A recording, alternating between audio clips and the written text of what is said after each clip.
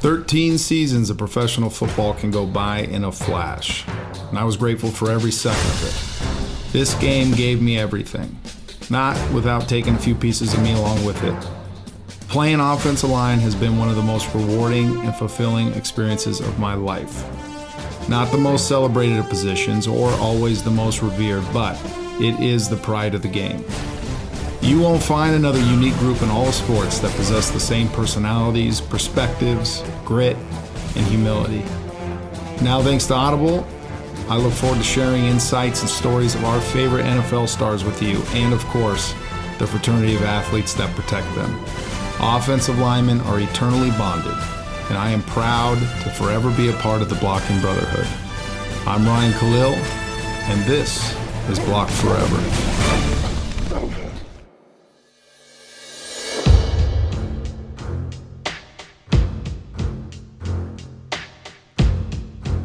Well, I didn't wake up one day and say, you know what, the world needs another sports podcast, especially one about the National Football League. But this opportunity did come up, and I was incredibly excited because I've had this itch forever about wanting to understand the league that I played very long in, that I love very much, and embarrassingly know little about many, many aspects.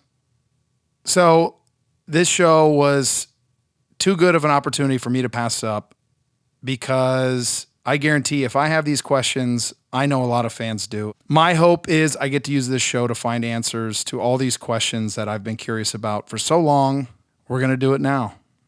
Playing 13 years in the NFL as an offensive lineman, I don't get very many questions about my specific job from fans, family, or even friends.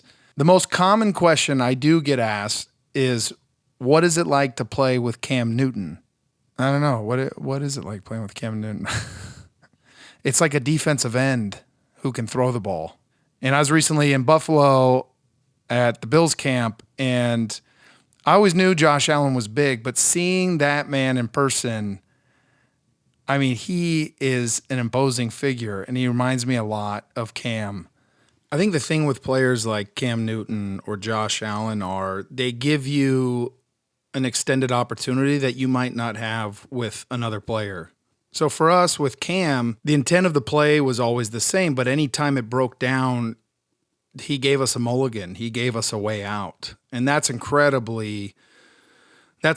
advantage for an offense. So when I watch Josh, I see a similarity in his ability to extend a play with his feet, and also to impose his will on defensive opponents. One of the things I remember with Cam was watching defensive players, especially in the secondary, cower when he came and lowered his shoulder.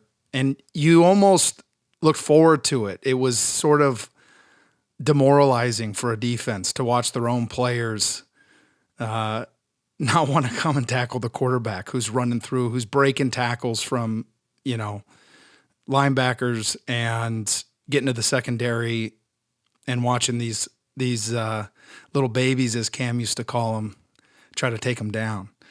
And obviously Cam was never afraid to verbally assault the other team as well, and well deserving after he was able to do some of the incredible physical feats he accomplished. And self-proclaimed Superman and his celebrating, I think, was warranted for sure. And now that I'm on the other side of things and I am a fan of the game, a true fan sitting on the couch, my hope is I get to use this show to find answers to all these questions that I've been curious about for so long.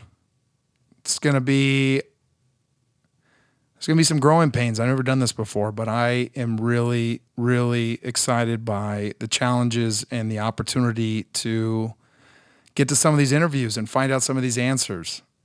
When thinking about players I wanted to interview, one of the first that came to mind was somebody who I always felt like was a very thoughtful person and teammate, somebody who has an incredible work ethic, who cares about the game exactly how you would want somebody in his position to care about it.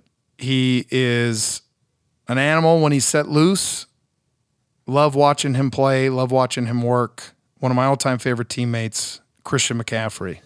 Enjoy.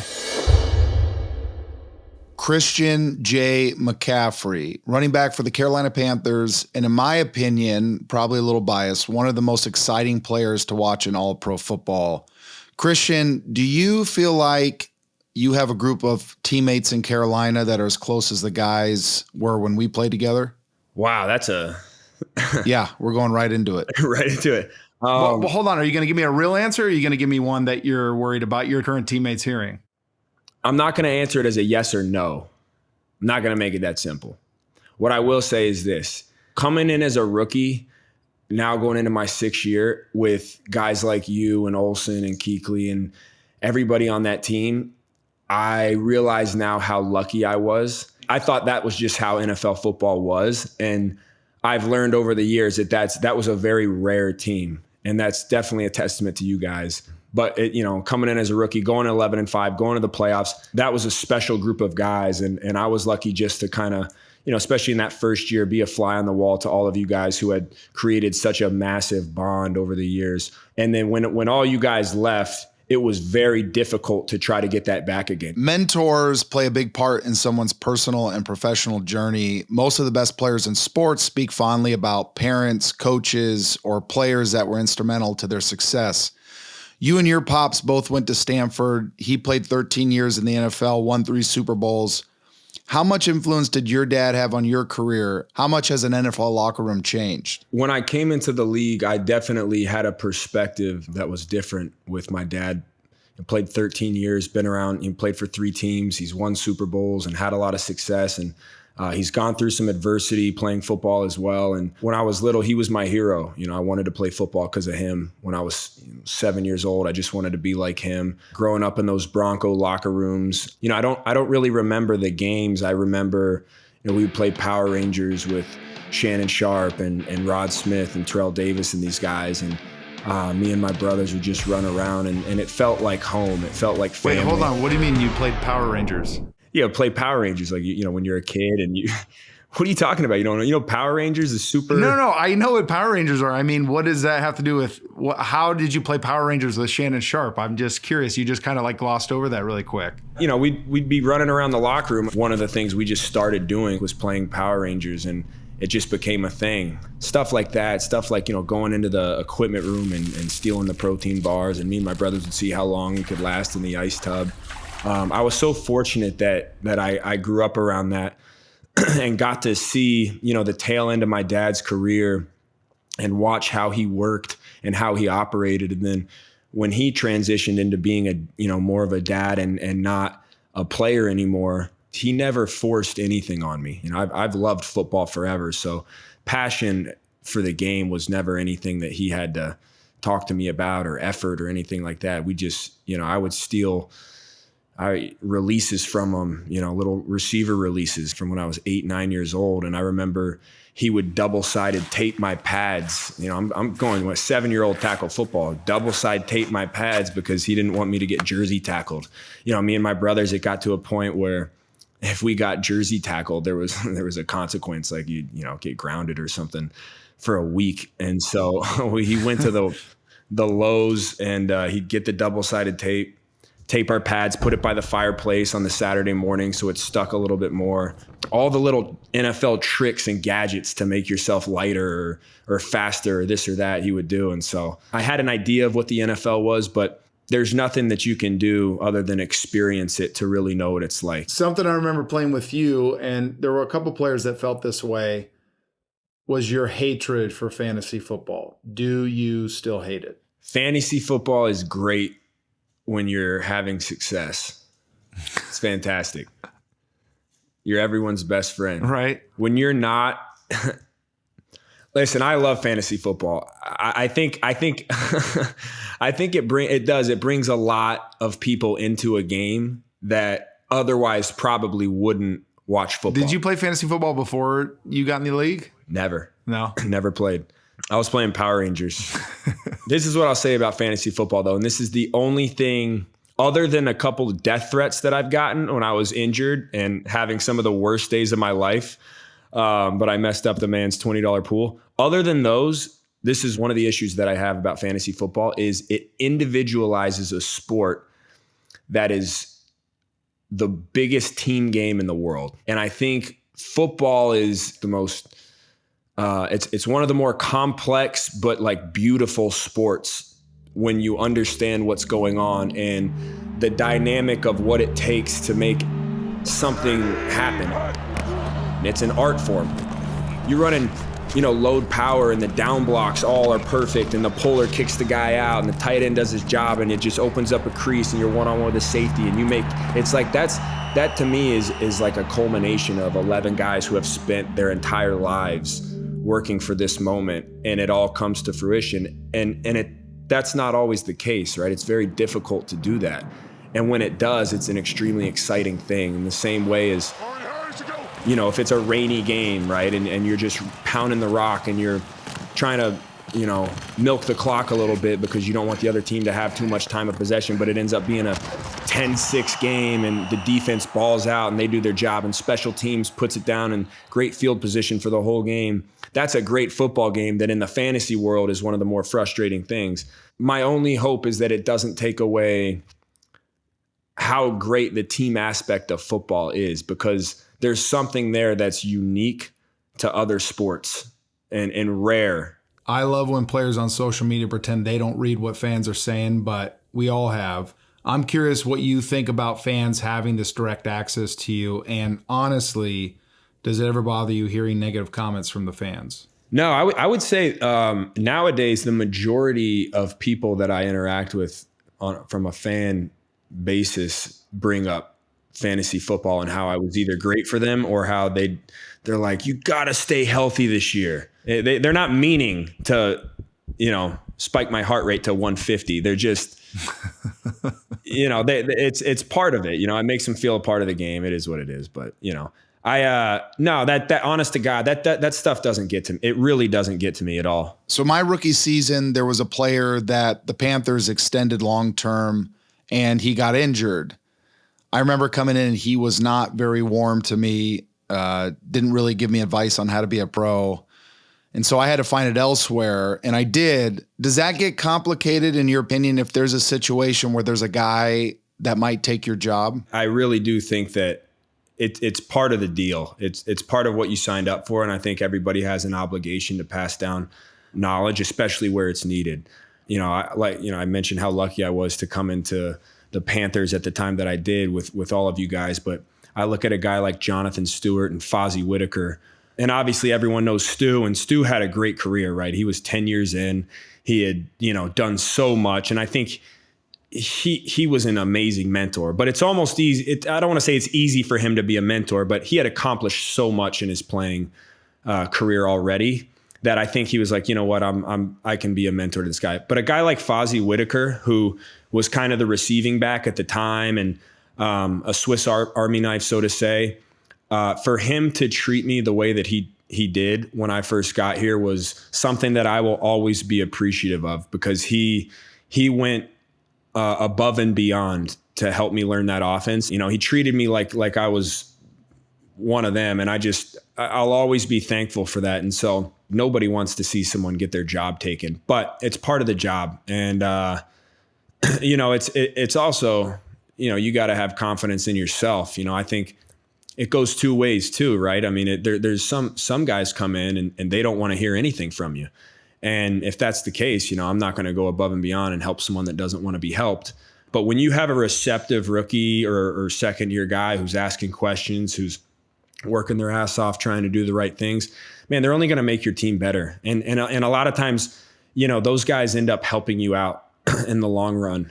So I do think it's an obligation for older guys to share their knowledge where it's needed. I always get asked about which player I enjoy blocking for more. And I think as an offensive lineman, the job is the job. But some players give you a bit more confidence when they come into the game. Obviously, you, for me, have always been one of those players. What about for you when you line up behind a certain O-line group? You mentioned just offensive line in general. Obviously, I'm a fan of offensive line. Most of my friends in the NFL to this day are offensive linemen. But in the NFL, the team says this, but no one else around the world says this, but the team goes through the offensive line at the end of the day.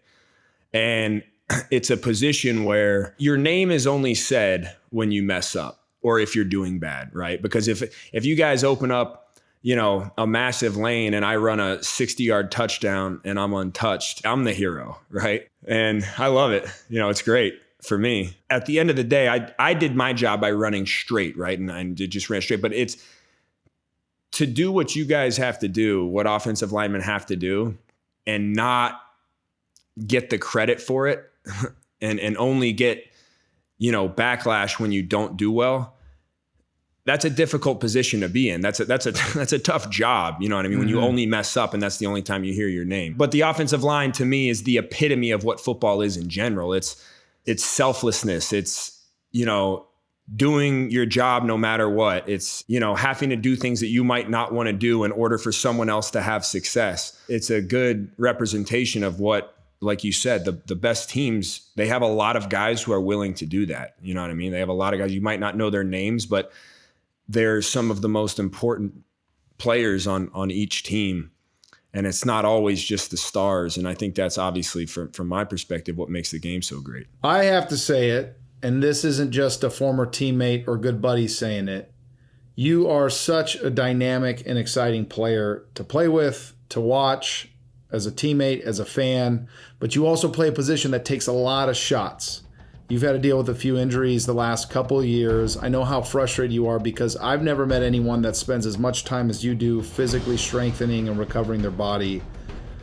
What's training and mind frame been like for you going into this season?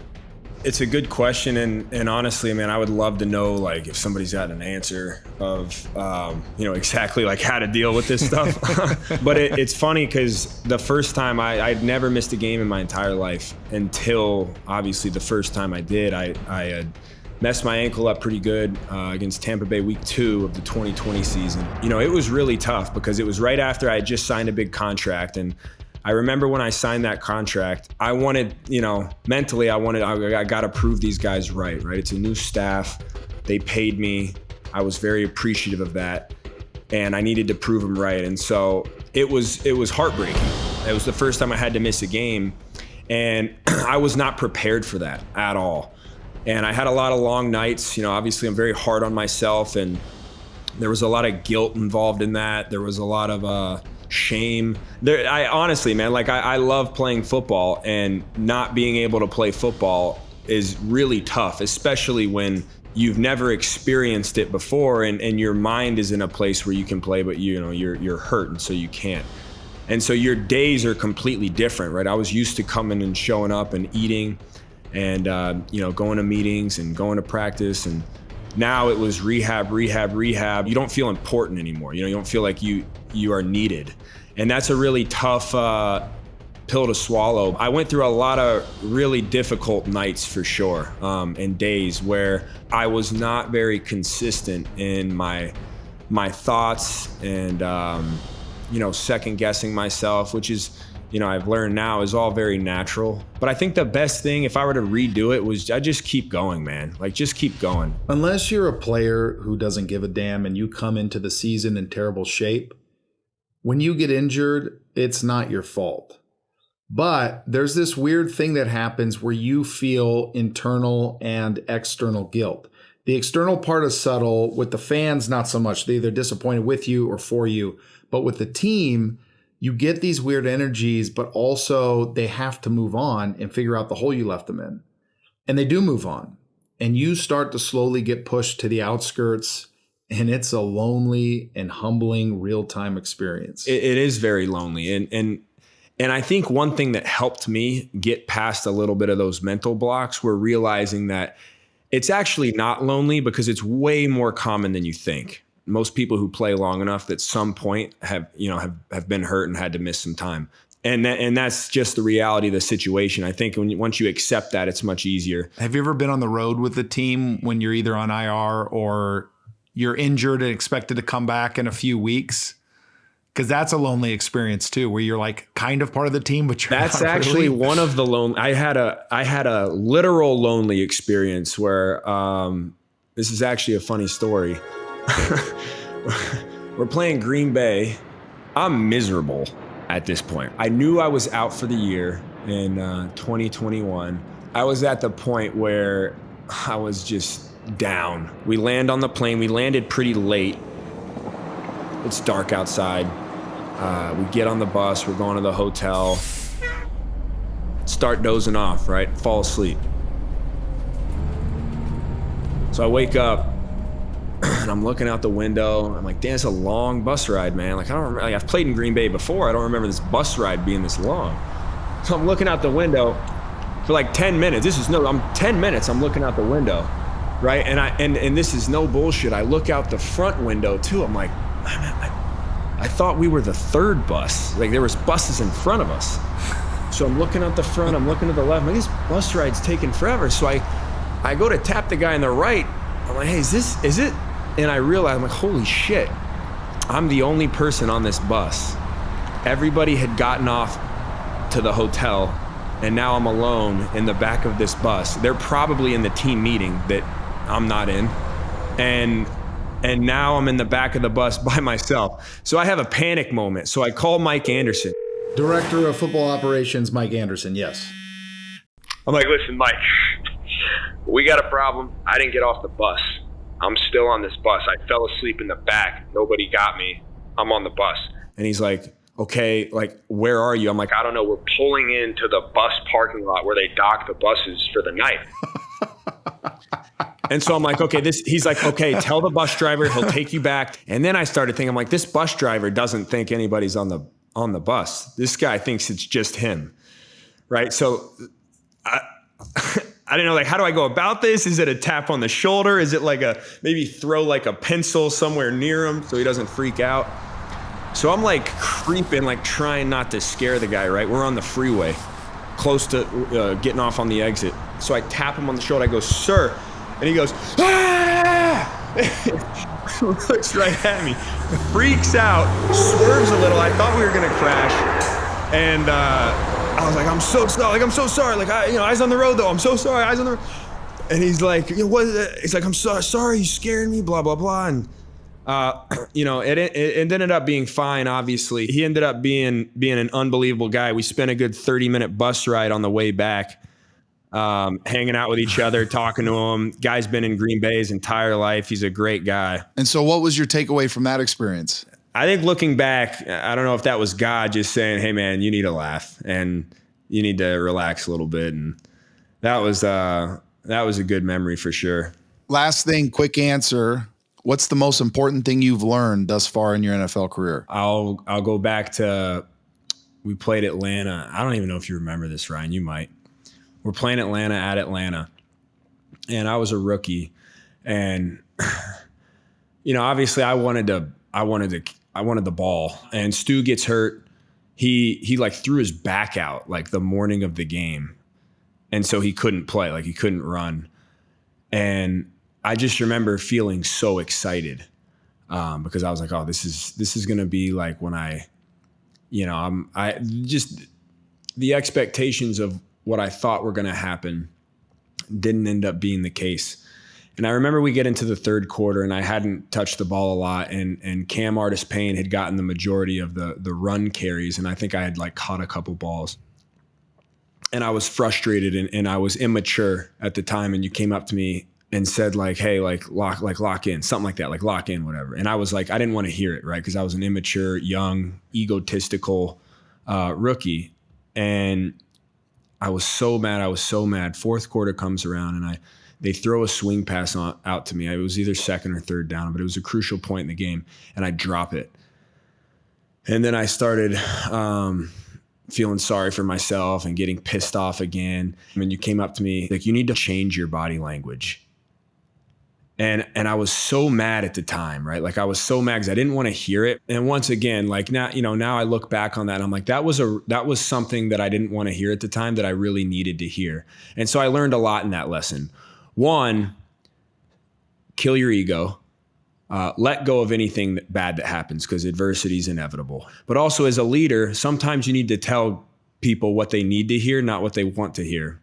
And I don't know. I look back to that moment in time a lot because it was an important moment in my career personally where, as a first round pick and as somebody who worked really hard, and I always appreciated that looking back. I don't remember that story. I don't remember telling you that, but I do remember promising your mom that I would keep you in check if I ever saw you pouting or acting a fool. Moms know best, but yeah, it did have a big impact on me. You know what I mean? And even if you don't remember it, I do. And I think that's something too. That's, going back to our conversation about mentorship and I don't know, being selfless enough to teach things to younger guys and tell them what they need to hear. It's important because it leaves a massive impact on people. So I'm appreciative for it. That's for sure. You can listen to Block Forever and other sports content on Audible. Audible is the home of storytelling, audiobooks, originals, podcasts, and more. Start listening free at audible.com.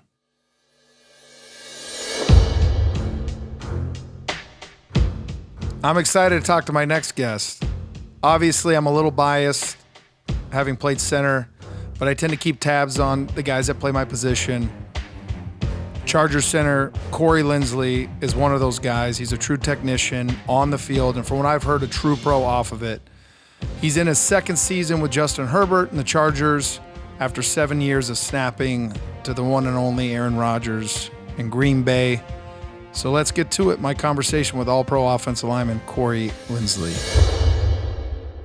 I call the show Block Forever, and it's both sincere and tongue-in-cheek. Sincere in that, when you are part of this group, you always are forever an offensive lineman, and only offensive linemen can really understand what that means. Right.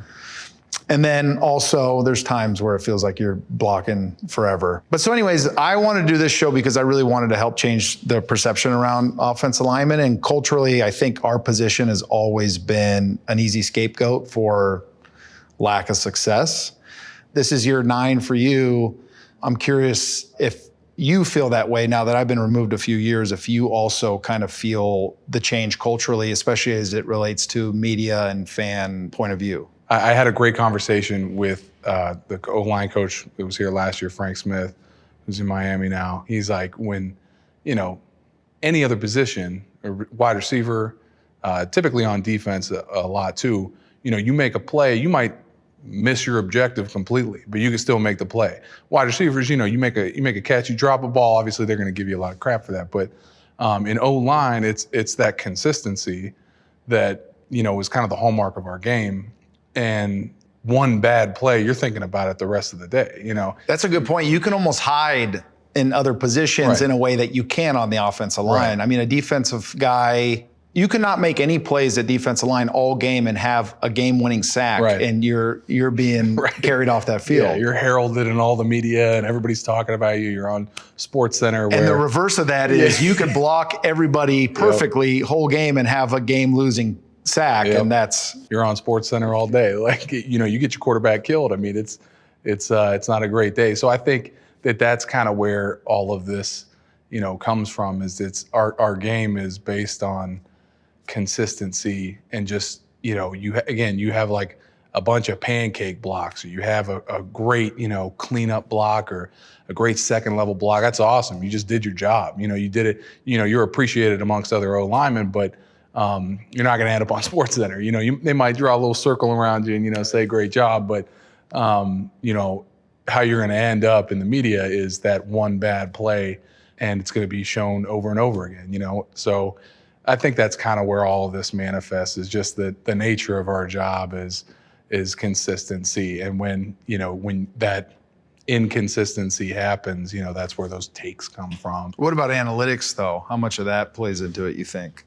Like in terms of? Like, I'll say it because I know you can't, but Yeah. and I never said it when I was playing, but now that I don't play anymore, I'll say it. I hate Pro Football Focus. Yeah. I can't stand Pro Football Right. Focus. And no, judging by the smirk on your face, I could tell you have similar feelings that you Yeah. have to be careful with how you say. But I do think there's also, two parts. One, do you feel like you can sort of moneyball football? Do you feel it like analytics are starting to weigh into a lot of how you guys prep and how you guys analyze what is good and what is bad? And also the sort of ancillary, arbitrary grading systems that exist out there and how that affects you guys. Do you feel like that is just something for the fans, or do you feel like it's having an effect on how you guys are also internally critiqued and evaluated? I think every O-lineman, we all complain about Pro Football Focus, right? And they put it out there for the fans, and us in the O-line world know what's going on. And, we come in and complain. If you get a good PFF grade, your buddies are busting your balls about that. If you get a bad one, everybody's complaining about it. But in terms of game prep or our attack on the game plan, attack on the defense, all that stuff, it might be in the back of some guys' minds, because I definitely went through a phase where, you're in coming from Ohio State, it was yeah, but I didn't have Twitter at Ohio State. When you get in pro football, it's you're the only thing on, right? And national news, it's the biggest show every Sunday, and kind of went through a phase where early on in my career where I was I had to check myself, where I'm I've never cared about what anybody else has thought. Why am I putting all this thought into people tweeting about me or anything, and anybody really care, and I give credit to guys that play quarterback position, like Herbert, man. I don't know how those guys deal with all the crap that they get 24/7, because those are the guys that get talked about. You try to shelter yourself away from a lot of the things that you don't want to have a negative impact on your game. And I could tell just from being around you, and obviously guys that you played with, you know how to weather that in a way that maybe the next guy doesn't. I'm curious, how many guys have you played with or play with now that aren't as good at looking at those kinds of takes, whether they be good or bad, and being able to compartmentalize and move on and focus at the task at hand? Yeah. Because I don't think a lot of guys can do that. The little talk that I've had with young guys, I'm dude, I'm not even on Twitter anymore. It is such a toxic environment. My family will send me articles and be you did such a great job. I'm listen, that doesn't mean anything. Don't send me that. I appreciate it. I appreciate you supporting me. But that's nonsense. In the O-line world, it doesn't mean anything. And here, my first piece of advice is always get off Twitter. If your Uncle Joe came to your family reunion and started spouting off about something, you wouldn't pay him any mind. And so why are you letting that same person on Twitter get in your head because of the anonymity that comes with the social media world? You're never going to escape the negative news, so you just gotta block it out. You block it out, but especially for young guys, it's tough when the media starts coming around and talking about it. Last year I can remember a play in the Vikings game where I wish I would have, I was sitting on the linebacker too long, and I wish I would have seen the safety. I didn't see him. He was out of the corner of my eye, and I saw him too late, and it gave up a pressure, and then Herbert wasn't able to hit the route. I know what happened, and I know that I'm coming in, and the media is probably going to ask me about that, and I got to take responsibility for it. And so with young guys, the big thing in our room, we have a bus throw. Oh, that's a bus throw. People throwing your boy under the bus. Right. And that's kind of a no-no in our room. Everybody knows what happened on the field. If I don't make a call, I'm the first guy to say it. But young guys, it's if you don't make a call, the onus is on you to take the accountability. You take ownership of it, and then you're able to move past it. Switching analytics to in-game play calling scheme. I played for Coach Ron Rivera, who also played the game and played for arguably one of the best NFL teams in the '85 Bears. Longtime coordinator, an amazing coach, one of my favorite coaches of all time. He was always somebody who had a really great feel for the game, but he got criticized for plays that he called that were counter to statistics, especially as it came down to fourth down. And I know your coach, Brandon Staley, received a lot of press for this in his first year going forward on fourth down when the numbers said otherwise. And so I'm curious your thoughts on that. For us, it's internally, it's kind of a mindset thing where we feel confident. It's all about, when we played the Browns, we had a fourth down, I think it was 4th and 6 or something. We ran a power, and it split. They were in dime, and it split because their dime player really wasn't used to taking on the, pulling guard. For us, it's like when we see that come to life, and Coach Staley always talks about like stuff coming to life on film. When you see that, it's kind of like, it is a little bit beyond the statistics, right? Where it's like, all right, if they're in dime and we find a favorable, formation or whatever, I don't know, you could obviously quantify that, but for us, it's like, he's seeing through all that, and we got to trust him. And sometimes don't you think there's a feel and flow that the players have that a lot of times align with what the coach is calling? 100%. And for us, especially when we feel up front too, when we feel like we're having success, and maybe something doesn't go our way, where it's like, 3rd and 4, 3rd and 3, and somebody, like runs the wrong route or like, drops a ball or whatever. And we're like, nah, man, we got this. Like they were wide open. It was a mistake. Like let's keep going. And so I feel like we, as an offense, all of us are kind of behind that sort of mindset, that aggressive, risk-taking mindset where we're like, if we can get this, like let's keep them on the field. That's one more play. Like they're more tired than we are. Like let's go for it. And people can criticize it all they want, but I don't think anybody in this locker room, especially on the offensive side of the ball, is criticizing that. I've heard you say a lot, and I've heard this a lot about you from guys you played with, that you are a pro's pro. I don't think everybody really understands what that means. And I don't even think there's a lot of current players that understand what it means to be a pro, just because it's said so often. So when you say that phrase, or when you hear that phrase, what does that all embody, and what does that mean? Yeah, I got into the NFL, and I was fortunate enough to be in an O-line room where it was a bunch of pros. Josh Sitton, TJ Lang, the two guys that led the room. Brian Balaga was in there for a while, and then Dave Bakhtiari. But our whole O-line room, J.C. Treader was in there, Don Barclay, Josh Walker, Lane Taylor. Like all these guys, like they really handled their business. Everybody kind of got it from Josh and TJ. Like those dudes are two of the funniest people that I've ever met in my life, and hilarious. But they knew when to joke, and they knew when to take care of their body. Yeah, City was a jokester, but he was in the training room all the time working on his back. Like he knew that to prepare to play for Sunday, he knew exactly what he had to do. And that sort of mindset, I was fortunate to come into the league and just be blessed to be in that room. And to me, that's what a pro's pro is. Like you can't be serious like a ton of time. You're gonna go nuts, right? This league's like stressful enough. Yeah. All the anxiety, all the stress that you get, it's tough enough as it is. So for those guys to have that mindset where it's like, lock in when you need to lock in, handle your business, handle your body right. And I feel like those guys coming into that room, we all had that mindset, and it kind of started with them.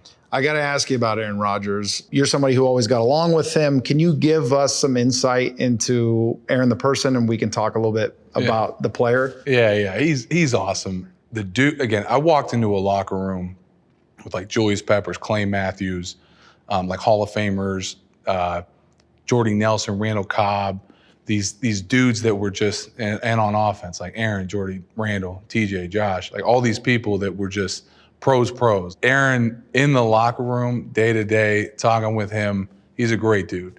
And there's a reason why everybody, all the team loves him so much and respects him so much up there, that it's definitely, there's some different stuff, man. He's into some different stuff. He's a little bit, off the beaten path, but I think that's like a stamp on his character at least, and how he handles himself in the locker room, and how great of a teammate he is.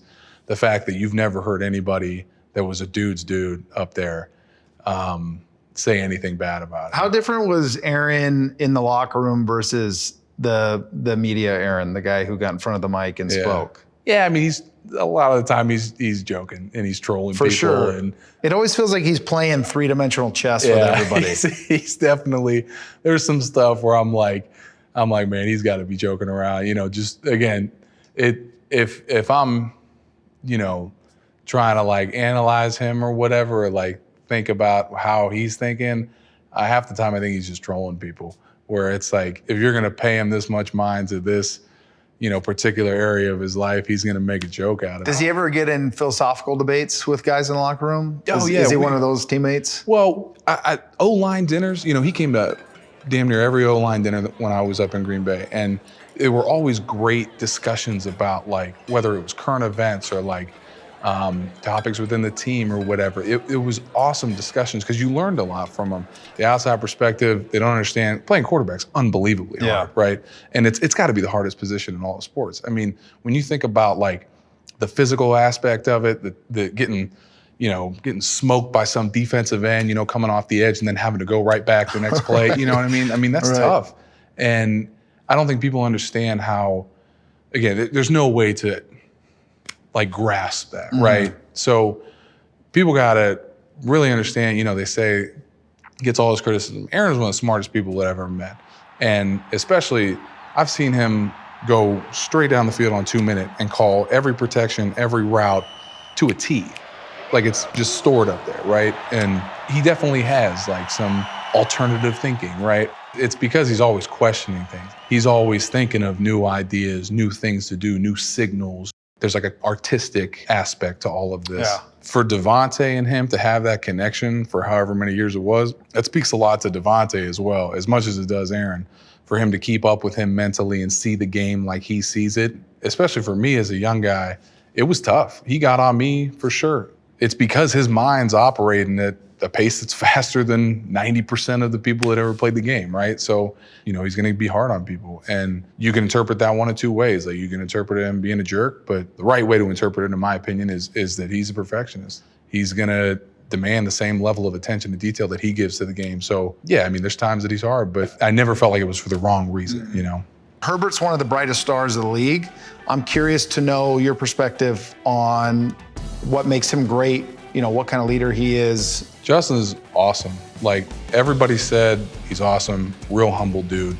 And you get here and once you start working with him, you realize like this dude's humble, but he's also like a quiet assassin. He is ultra competitive. He's as competitive as any person. Like I've met a few people like him at Ohio State and different places, and Aaron's like this too, where if something's on the line and you gotta have it, like I'm putting all my money on Aaron. I'm putting all my money on Justin. He has that ability that I think, in just talking with other people, that all the great ones have, where it's like this ability to just put these horse blinders on, and when you have to have it, like it's this laser focus where they're just on, and he's got it.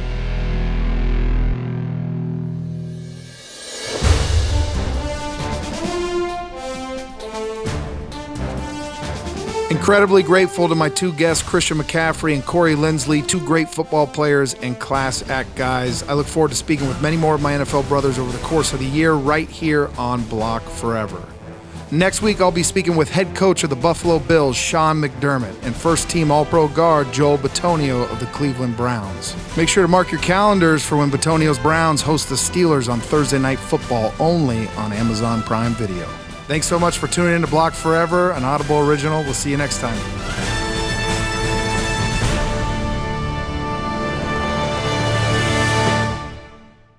This has been an Audible original production of Block Forever, produced by Fresh Produce and Audiorama. Matt Waxman is our lead producer. Sound design and edit by Kenny Holmes. Our producers are Kenny Holmes and Matt Schrader. Production assistant Ben Gerstel. And our talent booker is Kristen Dunn. For Audible, executive producer Pat Shaw. For Audiorama, the executive producer, well, that's me, Ryan Khalil. For Fresh Produce Media, executive producers Colin Moore, Joe Killian, and Jason Ross. Head of production, Elena Bovitz. Our supervising producer is Jamila Zara Williams. Production coordinator, Henry Koch. And our production manager is Herminio Ochoa. Special thanks to Powerhouse Capital and Mikey Fowler. And I'm your host, Ryan Khalil. Copyright 2022 by Audiorama Inc. Sound recording copyright 2022 by Audible Originals LLC.